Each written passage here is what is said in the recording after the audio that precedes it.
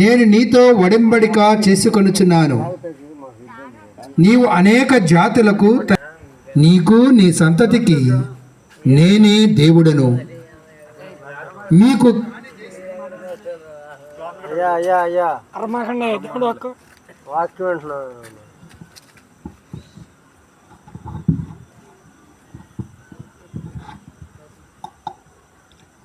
మీకు కాని దేశముగా ఉన్న కానాను భూమిని మొత్తము నీకు నీ తరువాతి వారికి శాశ్వతముగా భోగముగా చేయుదును.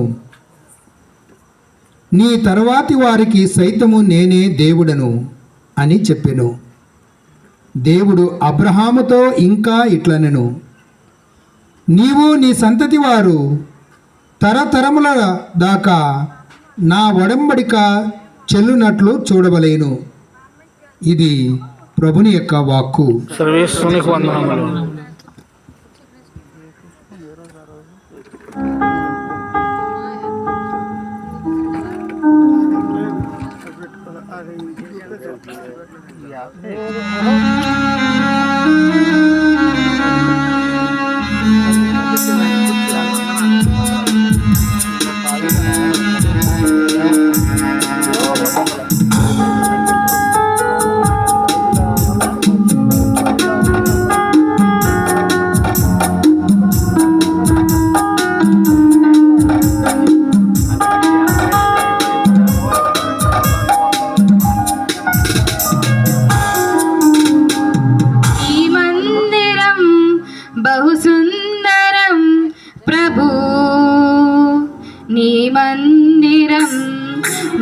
సుందరం ప్రభు, కనులకు కమనీయం తరగని రమణీయం, మనసుకు ఆనందం తరగని ఆహ్లాదం.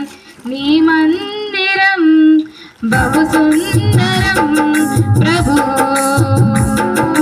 నీ మందిరం బహు సుందరం ప్రభు. నీ మందిరమని నాకు మిగుల ప్రీతి, అందే వసించిన నాకు కలుగు శాంతి. నీ మందిరమని నాకు మిగుల ప్రీతి, అందే వసించిన నాకు కలుగు శాంతి. నేను నీకు పాడేదా ఓ పరమ గీతం, నేను నీకు పాడేదా ఓ పరమ గీతం. హృదయాంతరము నుండి ఓ మధుర రాగం, హృదయాంతరము నుండి ఓ మధుర రాగం. నీ మందిరం బహు సుందరం ప్రభు, నీ మందిరం బహు సుందరం ప్రభు. కనులకు కమనీయం తరగని రమణీయం, మనసుకు ఆనందం తరగని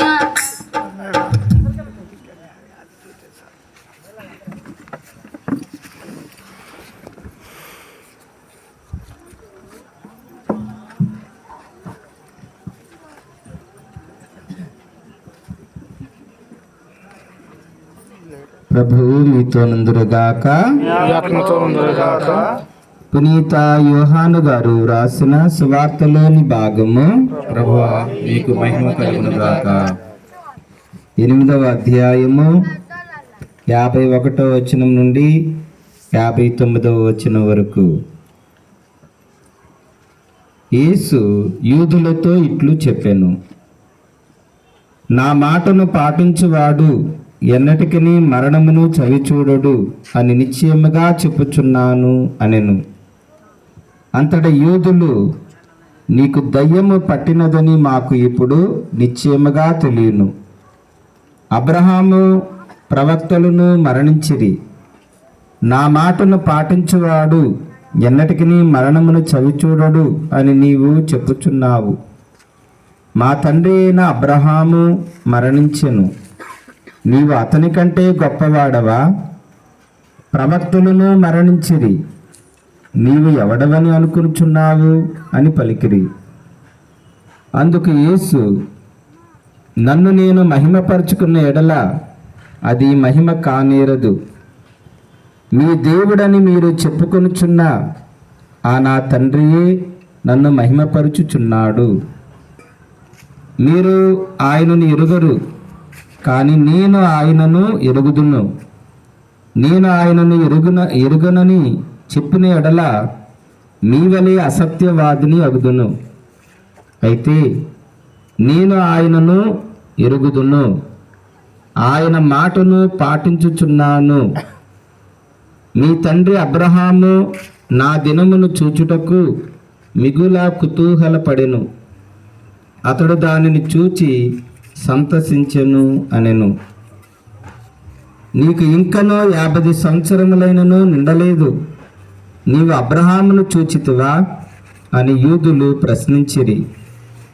అందుకు యేసు, అబ్రహాము జన్మించుటకు పూర్వమే నేను ఉన్నాను అని మీతో నిశ్చయముగా చెప్పుచున్నాను అని పలికెను.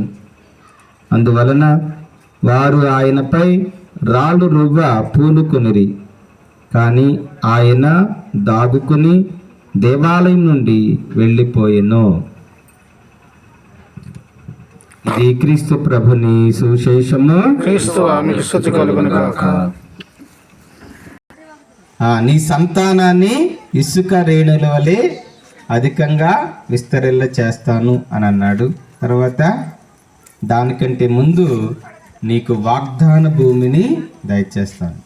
ఇదిగో ఈ భూమి అంతా, ఈ దేశమంతా కూడా నీకు నీ సంతతికి వశము చేస్తూ ఉన్నాను అని దేవుడు మొదటి వాగ్దానం చేశాడు. ఆ తర్వాత రెండవ వాగ్దానము, ఇదిగో నీ సంతానాన్ని ఆకాశమందున్న నక్షత్రాల కంటే, సముద్ర తీరాన ఉన్న ఇసుక రేణువుల కంటే అధికంగా విస్తరణ చేస్తాను అన్నాడు. మరి అబ్రహాము దేవుని మాటను నమ్మాడు. దేవుడు వెళ్ళమన్న దేశానికి వెళ్ళాడు.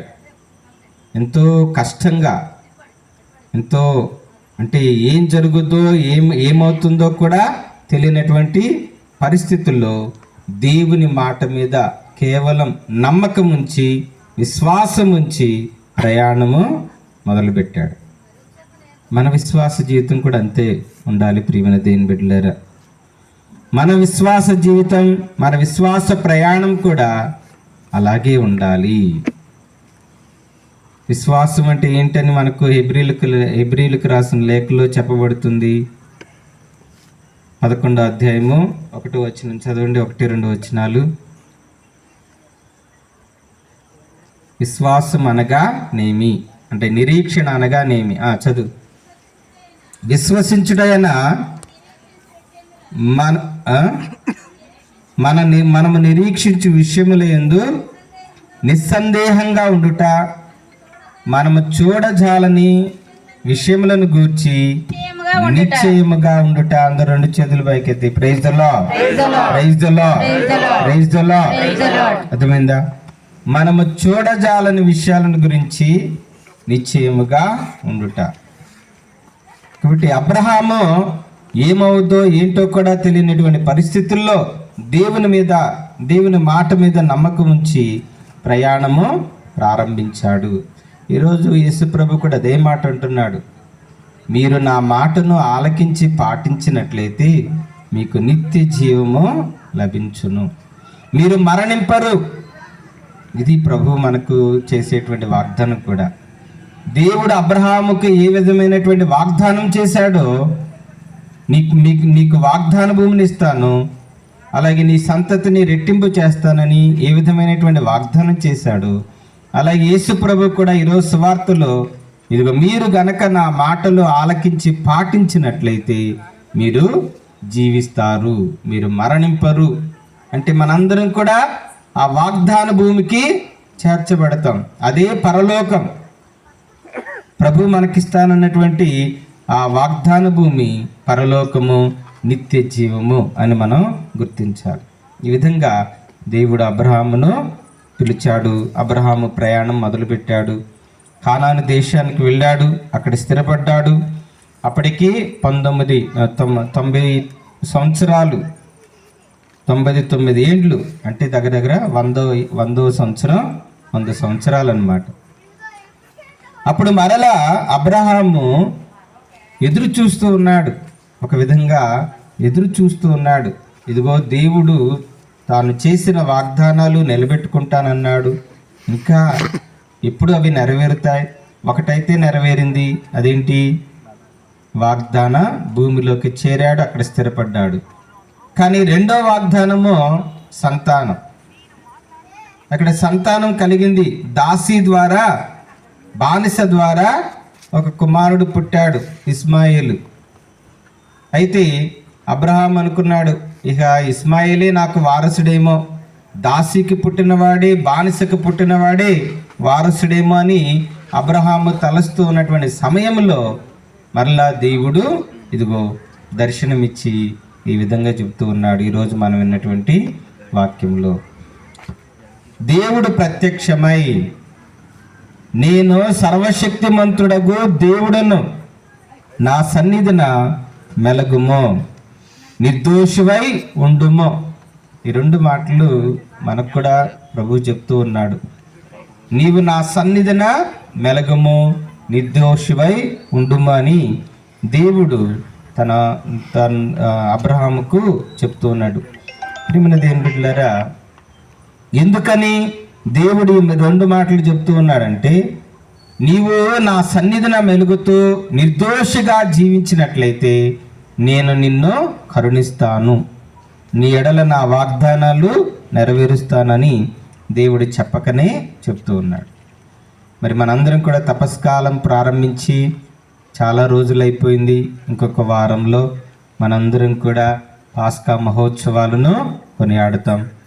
మరి ఇన్ని రోజులు మనందరం కూడా దేవుని సన్నిధిలో ఎలా మెలిగామో, నిర్దోషముగా జీవించమని దేవుడు కోరుతున్నాడు. మనందరం కూడా నిర్దోషులంగా జీవించగలుగుతున్నామా? ఈ 40 రోజులే కాదు ప్రియమైన దేవుని బిడ్డలారా, మన జీవిత కాలమంతా కూడా దేవుని సన్నిధిలో మనం మెలగాలి. దేవుని సన్నిధిలో మనం మెలగాలి. దేవుని ఎదుట నిర్దోషులుగా మనము జీవించాలి. ఆ తర్వాత 2వ వచనం, నేను నీతో ఒడంబడిక చేసుకొందును, నీ సంతతిని విస్తరిల్ల చేయుదును అనెను. ఎప్పుడైతే మనం దేవుని సన్నిధిలో ఈ విధంగా భక్తిమంతంగా జీవిస్తామో దేవుడు మనలను జ్ఞాపకము చేసుకుంటాడని అర్థం చేసుకోవాలి. 3వ వచనంలో, అబ్రహాము దేవుని ఎదుట సాగిలబడెను. దేవుడు అతనితో మాట్లాడుచు, నేను నీతో ఒడంబడిక చేసుకునిచున్నాను, నీవు అనేక జాతులకు తండ్రి వగుదువు, ఇక ముందు నీకు అబ్రాము అని పేరుండదు, అబ్రహాము అని పేరు మాత్రమే ఉండును, అనేక జాతులకు నిన్ను తండ్రిగా చేసేదను. ఎందుకని ఇక్కడ అబ్రహాము కొంచెం నిరుత్సాహపడ్డాడు. మీరు ముందు అధ్యాయం చదివితే అర్థమవుతుందన్నమాట. ముందు అధ్యాయము 16వ అధ్యాయం చదివితే మీకు అర్థమవుతుంది. ఎందుకని అక్కడ అబ్రహాము పుట్టిన హృదయాలను మనము దేవునికి అర్పించాలి. దుష్కార్యములను విడనాడి పాపముల నుండి వైదొలగి మన జీవితాలను మార్చుకుని ఇదిగో దేవునికి మనం అంకితము కావాలి. దేవునికి అంకితం కావాలి. ఆ విధంగా మనం చేయటం ద్వారా దేవుడు మనందరినీ కూడా దీవిస్తున్నాడు, మన ఎడల తన వాగ్దానాలను నెరవేరుస్తూ ఉన్నాడని మనందరం కూడా గుర్తించాలి. అలాగే ఈరోజు ప్రభు వాక్యంలో మనందరికి కూడా తెలియజేస్తూ ఉన్నాడు. ఏమని? అబ్రహాము ఈ దినమును చూచుటకు ఆయన మిగుల సంతసించెను అని మన వాక్యంలో వింటున్నాం. సంతసించటం, సంతోషించటం. ఇక్కడ సారా నవ్వింది. సారా నవ్వింది. ఎందుకని? ఈ వయసులో నాకు నేను బిడ్డను కనుటయా అని సారా నవ్వింది. దేవుడు అబ్రహాముతో 15 వచ్చిన దేవుడు అబ్రహాముతో ఇంకను ఇట్లా, నేను ఇక నీ భార్యను సారాయి అని పిలువకుమో, సారాని మాత్రమే పిలువము, నేను ఆమెను ఆశీర్వదింతును, ఆమె వలన నీకు కొడుకు పుట్టును, నేను ఆమెను దీవింతును, ఆమె అనేక జాతులకు తల్లి యొగును, అనేక జాతుల రాజులకు అమ్మ అగును. ఈ మాటలు విని అబ్రహాము దేవుని ఎదుట సాగిలపడెను. అతడు తనలో తాను నవ్వుకొనెను. కాటికి కాళ్ళు చాచిన 100 ఏళ్ల ముదసలికి కొడుకు పుట్టుటయా, 90 ఏండ్లు సారా కనుటయా అని అనుకొనెను. ఇట్లనుకుని అతడు దేవునితో, ప్రభు, నీవు ఇస్మాయిలును చల్లని చూపు చూచిన నాకది 10,000. అంటే ఇక్కడ అబ్రహాము ఏముందిలయ్యా అంటే నిరుత్సాహంతో పలికిన మాటలవి. నవ్వాడు. నాకు 100 సంవత్సరాలు, సారాకి 90 సంవత్సరాలు, ఈ వయసులో మేము పిల్లల్ని పుట్టడం ఏంటి అని చెప్పి వారు నవ్వారు. అందుకే దానికి అర్థం ఏంటంటే దేవుడు చిరునవ్వు నవ్వెను, లేక దేవుడు ఆదరముతో చూచెను. Praise the lord, praise the lord, praise the lord. దేవుడు వారిని ఆదరముతో చూశాడు. దేవుడు అబ్రహామును సారాను ఆదరముతో చూశాడు. అందుకే ఈసాకు అని పేరు పెట్టారు. ఈసాకు అని పేరుకు అర్థము దేవుడు ఆదరముతో చూచును. దేవుడు మన పట్ల మన నిరుత్సాహమును నవ్వుగా చేస్తాడు. మన మన మన యొక్క దుఃఖమును నవ్వుగా చేస్తాడు. మనలో ఉన్నటువంటి భయమునెల్లా కూడా ఆయన నవ్వుగా చేస్తాడని మనందరికి కూడా ఈ వాక్యం ద్వారా అర్థం చేసుకుంటున్నాం. కాబట్టి ఇక్కడ మరి దేవుడు ఏం చేశాడు? తన వాగ్దానాన్ని నెరవేర్చడానికి ఇక్కడ ప్రభు అంటున్నాడు కదా, ప్రభు అంటున్నాడు అబ్రహాము చూచుటకు సంతసించెను. చూశాడు అబ్రహాము. ఎక్కడ చూశాడు? ఎలా చూశాడు? ఇదిగో ఈసాకును, లేక పుట్టిన ఈసాకును బలిగా ఇవ్వమని దేవుడు అబ్రహామును కోరాడు. అబ్రహాము మారు మాట్లాడలా, దేవుని వాగ్దానం మీద నమ్మకం ఉంచాడు. అబ్రహాము ఈసాకును ఇదిగో మోరియా పర్వతం మీదకి తీసుకుని వెళుతూ ఉన్నాడు. ఇదంతా కూడా మనము ఇస్సాకు బలి 22వ అధ్యాయంలో మనం చదువుతాం. ఇస్సాకు బలి. మరి దేవుడు అబ్రహాముతో ఇస్సాకును బలిగా ఇమ్మన్నప్పుడు దేవుడు మారు మాట్లాడలా, ఎదురు చెప్పలా. అదేంటయ్యా, 100 సంవత్సరాల వయసులో లేక ఒక కొడుకునిచ్చావు, ఇప్పుడు ఆ కొడుకును కూడా బలిగా ఇవ్వమంటున్నావు, మరి నువ్వు చేసిన వాగ్దానం అది ఎలా నెరవేరుతుంది అని చెప్పి అబ్రహాము ఎదురు మాట్లాడలా. కానీ దేవుని కార్యం నెరవేరాలి, దేవుడు చెయ్యమన్నది చెయ్యాలి, అంతే. అందుకే నిన్నటి రోజు సువార్తలో ప్రభు అన్నాడు, మీ తండ్రి అబ్రహాములాగా మీరు చెయ్యటల్లా. మీ తండ్రి అబ్రహాము దేవుడు చెయ్యమన్న దాన్ని చేశాడు, కానీ మీరు మాత్రం చేయటం లేదు అని ప్రభు నిన్నటి రోజు సువార్తలో పలికాడు. ఈ విధంగా మరి అబ్రహాం ఏం చేశాడు? ఇస్సాకును బలిగా ఇవ్వటానికి ఆ మోరియా పర్వతం మీదకి తీసుకువెళ్ళాడు. ఇస్సాకు అడుగుతున్నాడు, మరి తండ్రి అబ్రహామా, కట్టెలు ఉన్నాయి, నిప్పు ఉంది, మరి బలి పశువు ఏది అని అడిగాడు. అబ్రహాము ఏం మాట్లాడతాడు? దేవుడే సమకూర్చును నాయన అని అన్నాడు. చూడండి ఎంత విశ్వాసము. అబ్రహాము ప్రయాణం అంతా కూడా దేవుని వాగ్దానాల పట్ల పరిపూర్ణమైనటువంటి నమ్మకాన్ని కనబరిచాడు. అందుకని దేవుడే సమకూరుస్తాడులే నాయన అని సమాధానం చెప్పాడు. మనసులోనేమో నువ్వేనయ్యా బలి పశువువి, నువ్వేనయ్యా గొర్రె పిల్లవి అని చెప్పి బాధపడినా కూడా దేవుని మీద నమ్మకంతో దేవుడే సమకూర్చును అని అన్నాడు.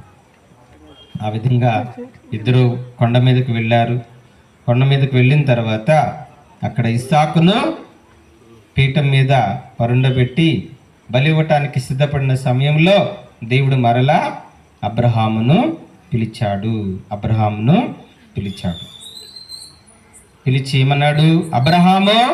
అబ్రహాము, ఇగో చిన్నవాని మీద చేయి వేయకుము అని చెప్పి దేవుడు అబ్రహాముతో చెప్పాడు. అప్పుడు చూడండి 15వ వచనం చదువు. ఆకాశము నుండి ఆ. దేవదూత మరల ఉమ్. రెండవసారి ఆ. అబ్రహామును పిలిచి ఆ. నా తోడు ఆ. అని ఒట్టు పెట్టుకొని చెప్పుచున్నాను, ఆ. నీవు నీ ఏకైక కుమారుని ఆ. సమర్పించుటకు వెనుకంజ వేయక ఇంత గొప్ప పని చేసితివి. నిన్నెక్కడకు దీవింతును నిన్ను ఎక్కువగా దీవింతును. ఆ, ఆకాశము నందలి ఆ. నక్షత్రముల వలె ఉమ్. సముద్రము తీరము నందలి ఇసుక రేణువుల వలె లెక్కకందనట్లుగా ఉమ్. నీ సంతతిని విస్తరిల్ల చేయుదును. నీ సంతతి వారు శత్రు నగరములను వశము చేసుకొందురు.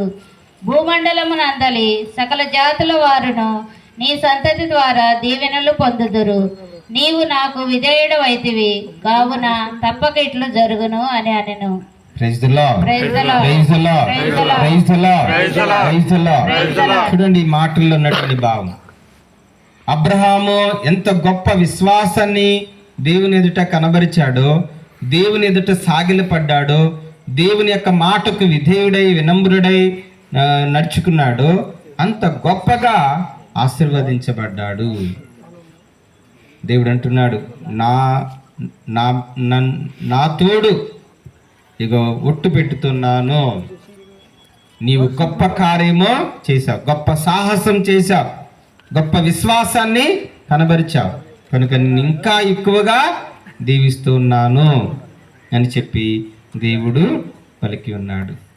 ప్రియమైన దేవునిలరా, మరి ప్రభువు చెప్పిన మాటల్లో ఉన్నటువంటి అర్థం అక్కడితో అబ్రహాము ప్రయాణం ఆగిపోతుంది. చూసారా, అంతటితో అబ్రహాము యొక్క చరిత్ర ఆగిపోతుంది.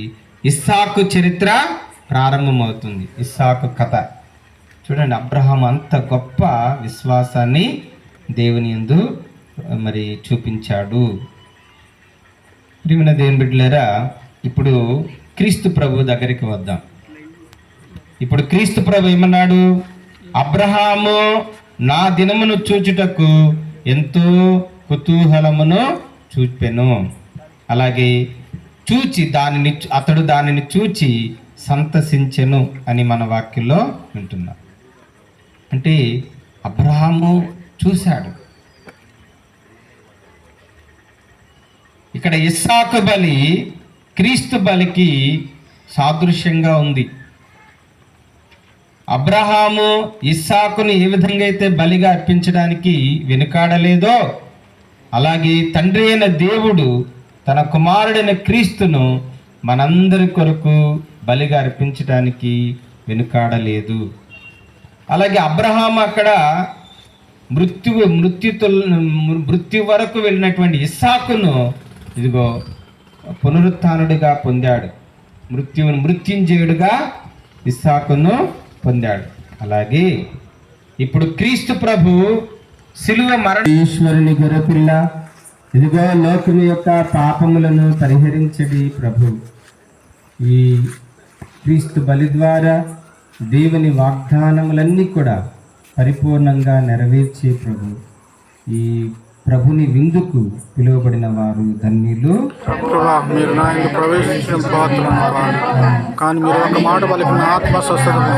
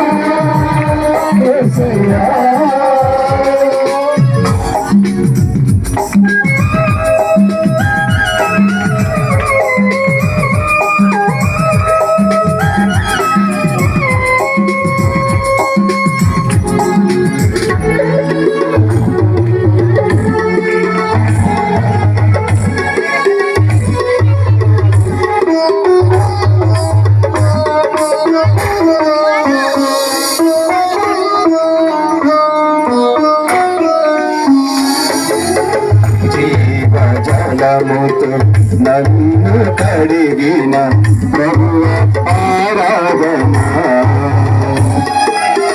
జీవ జలముతో నన్ను కడిగిన ప్రభువా ఆరాధన నీ రక్తముతో నన్ను శోషించిన ప్రభువా ఆరాధన నీ రక్తముతో నన్ను శోషించిన ప్రభువా ఆరాధన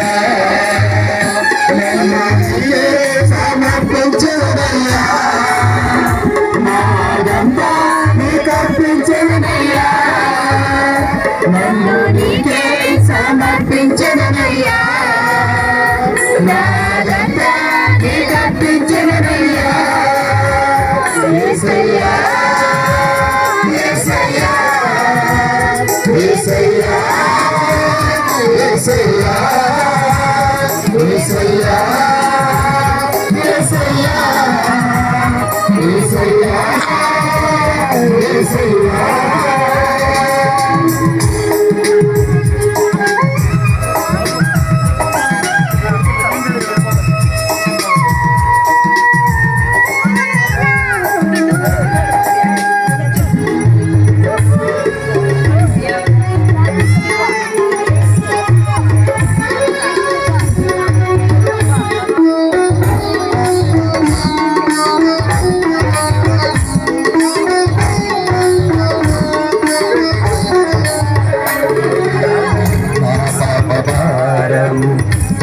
తొలగించితివయ్యా ప్రభువా ఆరాధన పాపభారము తొలగించితివయ్యా ప్రభువా ఆరాధన నా సకదాయము కట్టివయ్యా దేవా ఆరాధన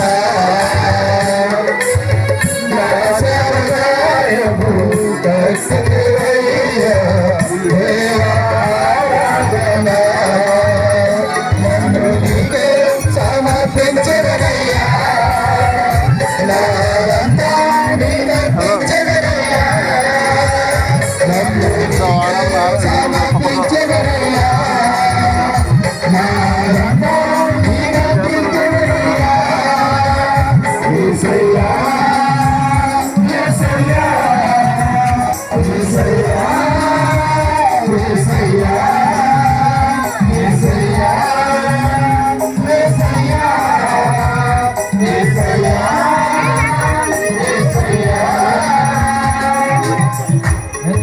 ప్రభువును కరుణను చిలికిన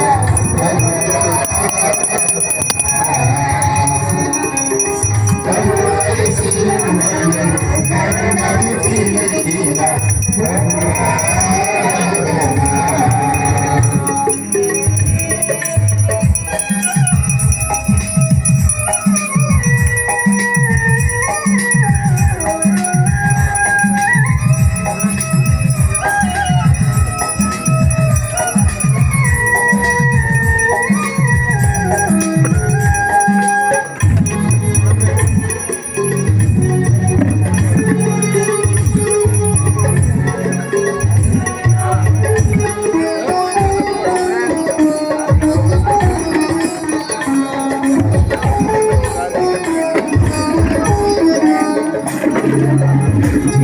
జీవజలముతో నన్ను కడిగిన ప్రభువా ఆరాధన జీవజలముతో నన్ను కడిగిన ప్రభువా ఆరాధన నీ రక్తముతో నన్ను శోషించిన ప్రభువా ఆరాధన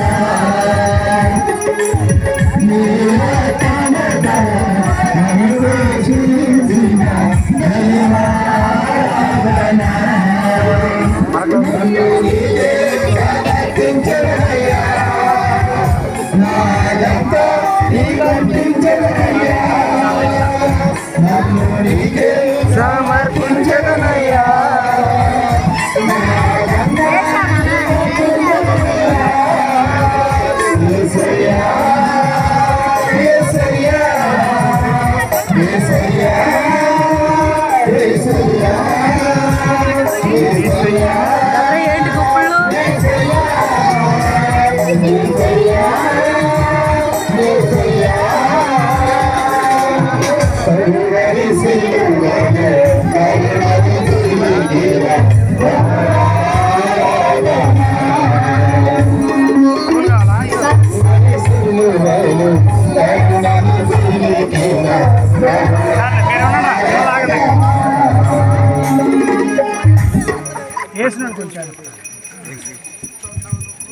జీవమునిచ్చిన పరమపిత నీకే స్తుతి ఆరాధన రక్తము చెంది రక్షించిన యేసుక్రీస్తు ఆరాధన జీవమునిచ్చిన పరమపిత నీకే స్తుతి ఆరాధన రక్తము చెంది రక్షించిన యేసుక్రీస్తు ఆరాధన